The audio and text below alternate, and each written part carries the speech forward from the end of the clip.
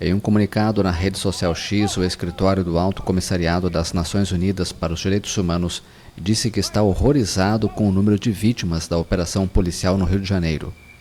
Policiais entraram de madrugada nos complexos do Alemão e da Penha, na zona norte da cidade, com o objetivo de capturar lideranças criminosas e conter a expansão territorial do Comando Vermelho, a maior organização criminosa do Rio de Janeiro.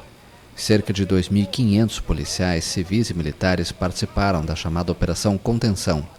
Houve confrontos que deixaram mais de 60 mortos, sendo 4 policiais. Até o começo da noite, o balanço parcial da operação registrava 81 presos, 72 fuzis apreendidos e grande quantidade de drogas ainda em contabilização.